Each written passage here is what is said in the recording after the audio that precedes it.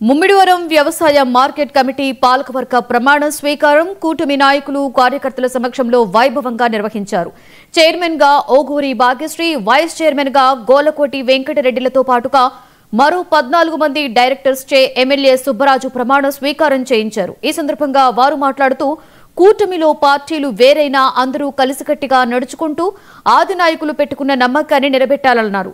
రైతుల అభిప్రాయాలను పరిగణలోకి తీసుకుని వారి శ్రేయస్సు కోసం పాలకవర్గం కృషి చేయాలని కోరారు.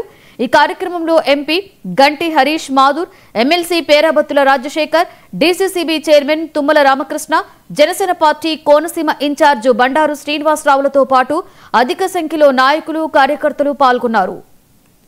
బయట ప్రాంతాలకు వెళ్ళి పనిచేసుకునే పరిస్థితి ఉండకూడదు, వాళ్ళు ఇక్కడే పనిచేసే విధంగా ఉండాలని చెప్పి ఆయన ఈరోజు అన్ని ఎంఓయూ సంతకాలు పెట్టుకుంటూ అలాగే ఈజ్ ఆఫ్ డూయింగ్ బిజినెస్ ని మార్చి ఇప్పుడు స్పీడ్ ఆఫ్ డూయింగ్ బిజినెస్ లోకి ఆయన అడుగులు వేస్తున్నారు. ఆయన ఒకే ఒక ఆలోచన, మన ఎంఓయూ సంతకంతో అక్కడితో ఆగదు, ఎంఓయూ సంతకంతో వాళ్ళు ఎస్టాబ్లిష్మెంట్ ఇండస్ట్రీ కట్టే వరకు మనం మానిటర్ చేయాలి. రేపన్నాడు వాళ్ళు చెప్పిన 2 సంవత్సరాలు అయినా 3 సంవత్సరాలు అయినా వాళ్ళు కడతారనేది అది ఖచ్చితంగా ఆ సమయంలోనే పూర్తి అవ్వాలి.